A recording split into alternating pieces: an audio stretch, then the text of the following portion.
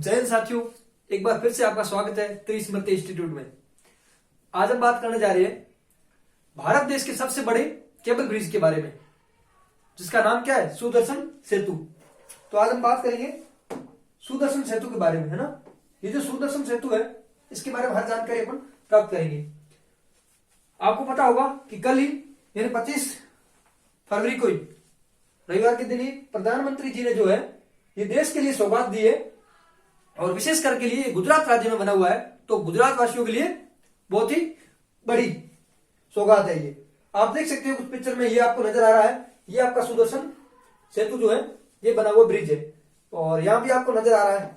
ठीक है, इस ब्रिज का उद्घाटन पीएम मोदी ने जो कल किया है, इसमें आप देख सकते हो उद्घाटन करते हुए पिक्चर आपको नजर आ रही है। यहां पर आप देखेंगे कि किस प्रकार से सेतु के निर्माण से गुजरात वासियों के लिए या फिर वहां के लोगों के लिए किस प्रकार की सुविधा मिली, उसको अपन देखने का प्रयास करते हैं। तो इस पुल की विशेषताओं की बात की जाए, ये पुल जो बना है इसकी विशेषताओं की बात करें तो कुछ इसकी विशेषता दे रखी है। अब देखते हैं, भारत के सबसे लंबे केबल धारित पुल सुदर्शन सेतु की मुख्य विशेषता है। ठीक है, अब इस पुल की विशेषताओं के बारे में बात की जाए तो ये जो पुल बना हुआ है, अब इस पुल के बारे में आप देखें तो ये 4 लेन वाला केबल आधारित पुल है, जिसकी लंबाई कितनी है? 2.32 किलोमीटर है। यानी ये जो पुल बना हुआ है, ठीक है, इसकी जो लंबाई दे रखी है आपको कितनी दे रखी है? 2.32 किलोमीटर। ठीक है, ठीक है, केएम ये इसकी पुल की आपको लंबाई दे रखी है। दूसरा ये देखते हैं, ये किन दो जगह को जोड़ने का काम करता है। ये ओखा से बेट द्वारिका द्वीप, ठीक है, ये ओखा से बेट द्वारिका द्वीप को दो स्थानों से जोड़ने का काम करता है। ठीक है, ये ओखा से बेट द्वारिका जो दे रखा है द्वारिका,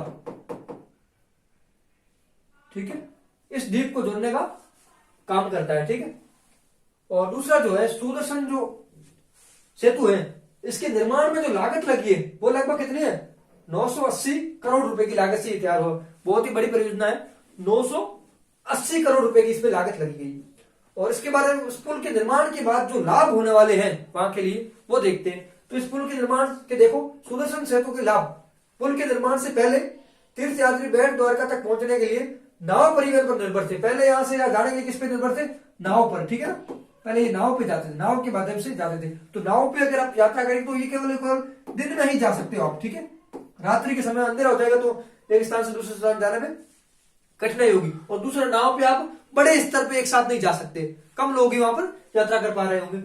और दूसरा आप देखेंगे 4 लेन और हर तरफ 2.50 मीटर चौड़े फुटपाथ के साथ सुदर्शन सेतु एक मजबूत बुनियादी ढांचा प्रदान करता है। ठीक है, अब ये जो बना हुआ है 4 लेन का बना हुआ है, इसके साथ ही क्या बना हुआ है? फुटपाथ। ठीक है, इसके पास में जो फुटपाथ बना हुआ है उस पे चलने के लिए भी लोग भी वहां से जा सकते हैं। ठीक है, और जो फुटपाथ 4 लेन हर तरफ बना हुआ है, जिसकी क्या है? 2.50 मीटर चौड़ा फुटपाथ है। इसके साथ जो फुटपाथ बना हुआ है उसकी जो आपको चौड़ाई दे रखी है 2.50 मीटर है। दोनों तरफ फुटपाथ का निर्माण किया गया। और उस फुटपाथ के अंदर आप देखेंगे तो लोग जो चलते हुए जाएंगे, वहां पर श्रीमद् भगवत गीता के श्लोक अंकित किए गए और साथ में श्री भगवान कृष्ण की तस्वीर दी गई, ताकि लोग जो है आध्यात्मिक रूप से उस नगरी की ओर दर्शन करने जा रहे हैं द्वारिका के, तो वहां से वो नजारा देखते हुए जाए। धार्मिक दृष्टि से भी देखा जाए तो ये भी अच्छा एक कदम है।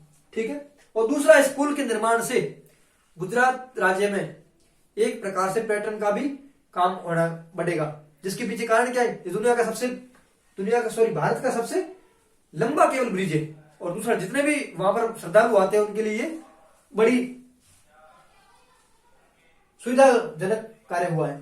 और आप देख सकते हैं ये ब्रिज के आरंभ दे रखा है, ये ओखा द्वीप से लगा करके द्वारिका द्वीप के बीच की जो दूरी है, यहाँ पर ये पुल का निर्माण हुआ है, जिसकी आप लंबाई देखिए 2.32 किलोमीटर जो इसकी लंबाई दे रखी है आपको। ठीक है, दूसरा इसके बारे में देखो, ये जो इस पुल की जो नींव रखी गई थी वो हमारे प्रधानमंत्री द्वारा अक्टूबर 2017 में शुरू की गई थी।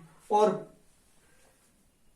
दूसरा देखो, ये ढांचा अरब सागर पर बनाया गया है। ठीक है, और इसमें 4 लेन का डिजाइन है, और इसकी चौड़ाई कितनी दे रही है? 27.20 मीटर जो इसकी चौड़ाई दे रही है, चौड़ाई दे रखा है आपके लिए। ठीक है, और साथ ही पैदल चलने के लिए दोनों तरफ 2.50 मीटर चौड़े फुटपाथ है। और इसके निर्माण में 900 मीटर तक फैला एक केंद्रीय डबल स्पेन केबल रुका हुआ है, ठीक है, जिसके ऊपर ये बनाया गया है। और साथ ही में जो भाग में शामिल है जो 2.50 किलोमीटर लंबी पहुंच सड़क से पूरी थे, और इसके साथ 2.45 किलोमीटर लंबी सड़क से ये बनाया गया पुल है।